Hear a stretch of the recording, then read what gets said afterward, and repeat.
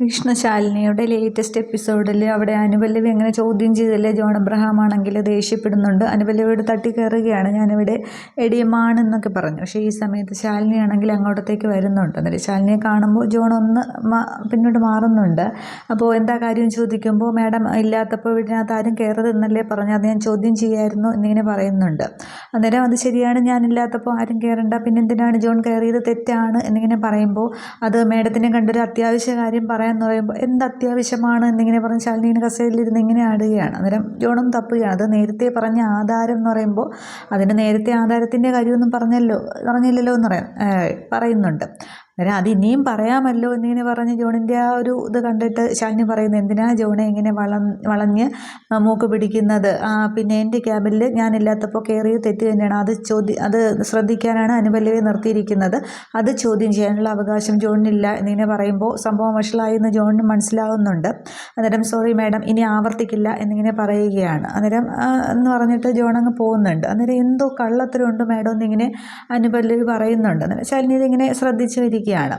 അതിനുശേഷം കാണിക്കുന്നത്, അവിടെ അരുണയുടെ വീട്ടിൽ പിന്നെ കുഞ്ഞിനെ ശാരദയുടെ അടുത്തിട്ട് നോക്കാനായിട്ട് ഏൽപ്പിച്ചിട്ടാണ് അരുണയും മൂർത്തിയൊക്കെ ഓഫീസിലേക്ക് പോകുന്നത്. അവിടെ മുത്തശ്ശനും മുത്തശ്ശി എല്ലാവരും അമ്പലത്തിൽ പോയിരിക്കുകയാണ്. പിന്നെ നന്ദനയുണ്ട്, ശാരികയുണ്ട്. അന്നേരമാണെങ്കിൽ ശാരികയാണെങ്കിൽ കുഞ്ഞിന് പാലുമായിട്ട് ഇങ്ങനെ പാലായിട്ട് റൂമിലേക്ക് വരുമ്പോൾ കട്ടിൽ കാണുന്നില്ല. അന്നേരം അയ്യോ ഇതിപ്പോൾ എവിടെ പോയി, ഇവിടെ ആരും ഇല്ലല്ലോ, കുഞ്ഞിനെ ഇപ്പോൾ ആരാ എടുത്തുകൊണ്ട് പോയതെന്നും പറഞ്ഞ് മുറ്റത്തേക്ക് നോക്കുകയാണ്. അന്നേരം നന്ദന അവിടെ കുഞ്ഞിനെയും കളിപ്പിച്ചുകൊണ്ട് നിൽക്കുകയാണ്.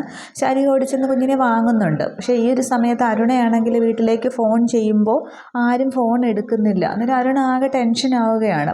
തുടർന്നാണെങ്കിൽ പിന്നെ മൂർത്തിയെ ഫോൺ ചെയ്യുന്നുണ്ട്, വീട്ടിലേക്ക് വിളിച്ചിട്ട് ആരും എടുക്കുന്നില്ല എന്ന് പറയുമ്പോൾ, താൻ ടെൻഷൻ ആകണ്ട, അച്ഛനും അമ്മയും അമ്പലത്തിൽ പോയിരിക്കില്ല, ഇപ്പോൾ വരും, എന്ത് ശാരദ ഉണ്ടല്ലോ, എന്തെങ്കിലും ജോലി തിരക്കിലായിരിക്കും നമ്മൾ, എന്നാലും ഫോൺ എടുക്കണ്ടേ, നമ്മൾ എത്ര സൂക്ഷിച്ചാലും പിന്നെ എന്ത് സമാധാനിച്ചാലും മൂർത്തിയുടെ ഒരു ചേച്ചി ഉണ്ടല്ലോ, ദുർഗേച്ചി, അതിനെനിക്ക് പേടിയാണെന്ന് പറയുമ്പോൾ, ഞാനൊന്ന് വിളിച്ച് നോക്കട്ടെ എന്ന് പറഞ്ഞ് മൂർത്തി ഫോൺ വയ്ക്കുന്നുണ്ട്. അതിനുശേഷം അരുണ ഫോൺ ചെയ്യുന്നതാണ് കാണിക്കുന്നത്. അന്നേരം ശാരിക കുഞ്ഞിനെയും കൊണ്ടൊന്ന് ഓടി ഒന്ന് ഫോൺ എടുക്കുന്നുണ്ട്. അന്നേരം എവിടെ പോയിരിക്കുകയെന്ന് ചോദിക്കും. ഞാൻ കുഞ്ഞിനെയും കൊണ്ട് അപ്പുറത്ത് എന്ന് പറയുമ്പോൾ, ഞാൻ എപ്പോൾ വിളിച്ചാലും ഫോൺ എടുക്കണം, അവൾക്ക് നിർബന്ധമൊന്നുമില്ലല്ലോ, കുറുക്കൊക്കെ കൃത്യസമയത്ത് കൊടുക്കണം എന്ന് പറയും, അതൊക്കെ ചെയ്തോളാം എന്ന് പറഞ്ഞ് ശാരിക ഫോൺ വയ്ക്കുകയാണ്. എന്നിട്ട് മോളുടെ അമ്മ വലിയ വാശിക്കാരിയാണല്ലോ എന്നൊക്കെ ഇങ്ങനെ കുഞ്ഞിനോട് ശാരിക പറയുന്നുണ്ട്.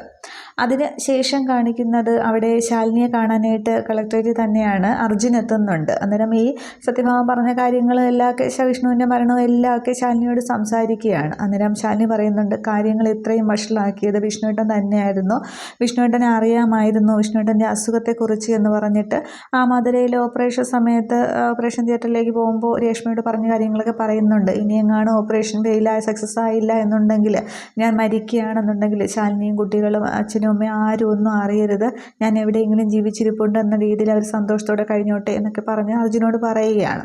എന്നിട്ട് അർജുൻ പറയുന്നുണ്ട്, പക്ഷേ പിന്നീടുള്ളത് ഇൻഷുറൻസ് തുകയാണ് 30 ലക്ഷം രൂപ, അത് ശാലിനിയുടെ അക്കൗണ്ടിലേക്ക് വന്നിട്ടുമുണ്ട്.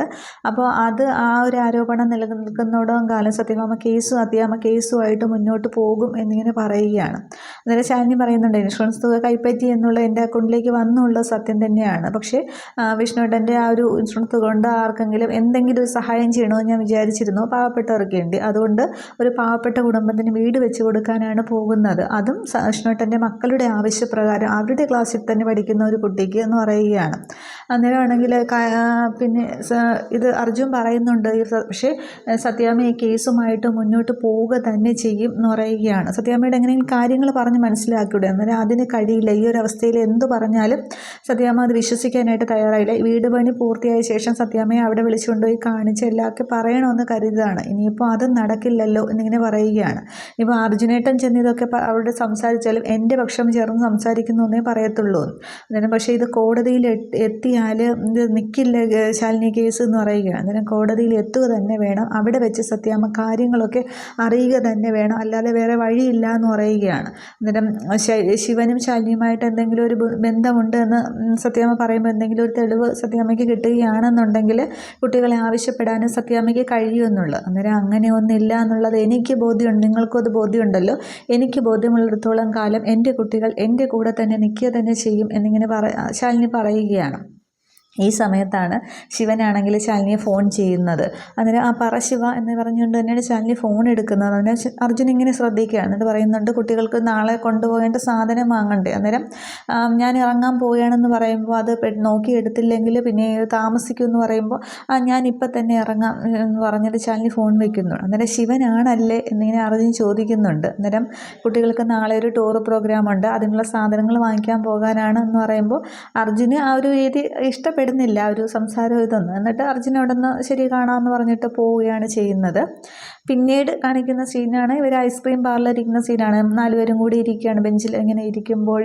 അപ്പോൾ എന്താ കൊണ്ടുവരാത്തതെന്ന് പറഞ്ഞ് പപ്പിയും സത്യവും പറയാം. അന്നേരം ഇപ്പോൾ ഓർഡർ ചെയ്തല്ലേ ഉള്ളൂ, കൊണ്ടുവരും എന്നിങ്ങനെ പറഞ്ഞിരിക്കുകയാണ്. അന്നേരം അവിടെ ഒരു ബോർഡ് വെച്ചിരിക്കുന്ന കാണുന്നുണ്ട്, ലവ് ഷെയ്ഡ് എന്ന് എഴുതി വെച്ചിരിക്കുന്ന ഒരു ബോർഡാണ്. അന്നേരം പപ്പി ചോദിക്കുന്നുണ്ട്, എന്താ അമ്മ എഴുതിയിരിക്കുന്നതെന്ന് ചോദിക്കുക. അന്നേരം ശാലിനി അത് വായിക്കുമ്പോൾ അതിൻ്റെ അർത്ഥം കൂടി പറഞ്ഞതാ അമ്മയെന്ന് പറയുകയാണ്. അന്നേരം സ്നേഹം എല്ലാവരും എല്ലാം അത് ശാലിനി പറയുന്നില്ല, പെട്ടെന്ന് ശിവനങ്ങ് പറയാം, അത് എല്ലാവരും എല്ലാം ഷെയർ ചെയ്യണമെന്ന് പറയുകയാണ്. അന്നേരം ഇവിടെ ഇപ്പോൾ എന്ത് ഷെയർ ചെയ്യാനാ എന്നിങ്ങനെ ചോദിക്കുമ്പോൾ അത് നമ്മുടെ കയ്യിലുള്ളത് എല്ലാവർക്കും പങ്കുവയ്ക്കണമെന്ന് പറയുന്നുണ്ട്. അന്നേരം പപ്പി വീണു, അത് നമ്മുടെ ഒന്നുമില്ലല്ലോ. അപ്പോഴത്തേക്ക് ഐസ്ക്രീം കൊണ്ടുവരുന്നുണ്ട്. അന്നേരം ശിവൻ പറയുന്നുണ്ട്, ഇവിടെ ഇപ്പോൾ എന്താ ഉള്ള ഐസ്ക്രീം അല്ലേ, അത് നമ്മൾ പരസ്പരം അങ്ങോട്ട് ഷെയർ ചെയ്യണം അല്ലേ ശാലിനി എന്ന് പറയുമ്പോൾ അതേന്ന് പറയുന്നുണ്ട്. അന്നേരമാണെങ്കിൽ അത് അങ്ങനെയാണല്ലേ എന്ന് പറഞ്ഞിട്ട് അവസാനം സത്യ പറയുന്നുണ്ട്. സത്യം പപ്പിയും പറഞ്ഞു, എങ്കിൽ നമ്മൾ ഐസ്ക്രീം ഷെയർ ചെയ്യാം, എന്താ പപ്പി എന്ന് പറഞ്ഞിട്ട് പപ്പിക്ക് ഒരു സ്പൂൺ സത്യ കോരി കൊടുക്കുന്നുണ്ട്. സത്യക്കാണെങ്കിൽ പപ്പി ഇങ്ങനെ കോരി കൊടുക്കുകയാണ്. എന്നിട്ട് പറയുന്നുണ്ട്, ഇനി അങ്കിളും അമ്മയും എന്ന് പറയുമ്പോൾ പെട്ടെന്ന് ശാലിനി ഇങ്ങനെ നോക്കുകയാണ്. അതൊന്നും വേണ്ട എന്ന് പറയുമ്പോൾ ഇല്ല നമ്മൾ ഷെയർ ചെയ്തില്ല, അതുപോലെ നിങ്ങൾ ഷെയർ ചെയ്യുക, കൊടുക്കമ്മേ എന്ന് പറഞ്ഞിട്ട് ശാലിനി ഇങ്ങനെ കുടിക്കാനായിട്ട് കോരിയതാണ്. അതിങ്ങനെ നിർബന്ധിച്ച് ശിവൻ്റെ വായിക്കടുത്തേക്ക് കൊണ്ടുപോവുകയാണ്. എന്നിട്ട് അതൊന്നും വേണ്ട എന്ന് പറഞ്ഞിട്ട് നിർബന്ധമായിട്ട് ശാലിനി കൈയ്യങ്ങ് മാറ്റുന്നുണ്ട്. എന്നിട്ട് ശാലിനി വിഷമിച്ചിങ്ങനെ ഇരിക്കുന്ന കാണുമ്പോൾ ശിവന് മനസ്സിലാവുന്നുണ്ട്. അപ്പോഴത്തേക്കും ശിവൻ പറയുകയാണ്, അതിപ്പോൾ അങ്ങനെ വേണ്ട, അപ്പോൾ കപ്പോട് കൂടി കൈമാറാമല്ലോ എന്ന് പറഞ്ഞിട്ട് ശിവനാണെങ്കിലും തൻ്റെ കപ്പിങ്ങനെ ശാലിനിക്ക് നേരെ നീട്ടുകയാണ്. അന്നേരം ആ കുട്ടികളുടെ സന്തോഷത്തിന് വേണ്ടിയിട്ടാണ് എന്നുള്ളത് മനസ്സിലാക്കുന്നുണ്ട്. ശാലിനി മടിച്ചാണ് അത് വാങ്ങുന്നുണ്ട്. എന്നിട്ട് ശിവൻ പറയുന്നുണ്ട്, അതിങ്ങനെ തന്നെ എന്നിങ്ങനെ പറയുമ്പോൾ ശാലിനിയാണെങ്കിൽ മനസ്സോടെയാണ് അത് കൊടുക്കുന്നത്. എന്നിട്ട് അവർ കഴിക്കുകയാണ് ചെയ്യും. ഇനി എന്താ എല്ലാവരും നോക്കി നിൽക്കുന്നത്, ഇനി കഴിച്ചോളി എന്ന് ശിവൻ പറയുമ്പോൾ കഴിക്കുന്നുണ്ട്. പക്ഷേ ശാലിനിക്ക് ആകപ്പാടെ ഒരു വിഷമം. അന്നേരം പിന്നെ പപ്പി പറയുന്നുണ്ട്, പക്ഷേ നിങ്ങൾ പരസ്പരം കൈമാറാത്തത് മോശമായിപ്പോയെന്ന് പറയുമ്പോൾ ഇനി അവസരം ഉണ്ടല്ലോ എന്നിങ്ങനെ അവർ കുട്ടികൾ സംസാരിച്ചിരിക്കുകയാണ്. അവർ കഴിക്കുന്നുണ്ട്. അതിന് ശേഷമാണ് ഒരു ബീച്ചിലേക്ക് പോകുന്നത്. ശാലിനിയാണെങ്കിൽ ഇങ്ങനെ ബീച്ചിൽ പോയി ഇങ്ങനെ ഒറ്റയ്ക്ക് ഇരിക്കുകയാണ്. ആ ഒരു തിരകളെ നോക്കി ഇങ്ങനെ വിഷമിച്ചിരിക്കുമ്പോൾ കുട്ടികളാണെങ്കിൽ ശിവനോടൊപ്പം കളിക്കുന്ന കാണുമ്പോൾ വിഷ്ണുവിനോടൊപ്പം ബീച്ചിൽ വന്നതും വിഷ്ണു കുട്ടികളോട് ഇങ്ങനെ മണൽ കളിക്കുന്നതൊക്കെ ഓർമ്മിച്ചിരിക്കുകയാണ്. അന്നേരം അവിടെ കുട്ടികൾ ശിവനോടൊപ്പം കളിച്ച് കുറേ കഴിയുമ്പോൾ ശിവൻ പറഞ്ഞിട്ട്, ഇനി നിങ്ങൾ പോയി അമ്മയെ വിളിച്ചുകൊണ്ട് പോകാമെന്ന് പറയുക. അന്നേരം 2 പേരും കൂടി ഇവരുടെ ശാലിനിയുടെ അടുത്തേക്ക് വരുന്നുണ്ട്. എന്നിട്ടാണെങ്കിൽ പറയുന്നുണ്ട്, വാ അമ്മയെന്ന് വിളിക്കുകയാണ്. അന്നേരം ഇല്ല, അമ്മയ്ക്ക് വയ്യ, മക്കൾ പോയി കളിച്ചോന്ന് ഇങ്ങനെ ഒരു നിർബന്ധമായിട്ട് പറയുമ്പോൾ അങ്ങ് പോവുകയാണ് ചെയ്യുന്നത് കുട്ടികളോടൊപ്പം. അപ്പോൾ അമ്മ വന്നില്ല എന്ന് പറയുമ്പോൾ നമുക്ക് കളിക്കാമെന്ന് പറഞ്ഞ് അവർ കളിക്കുന്നുണ്ട്.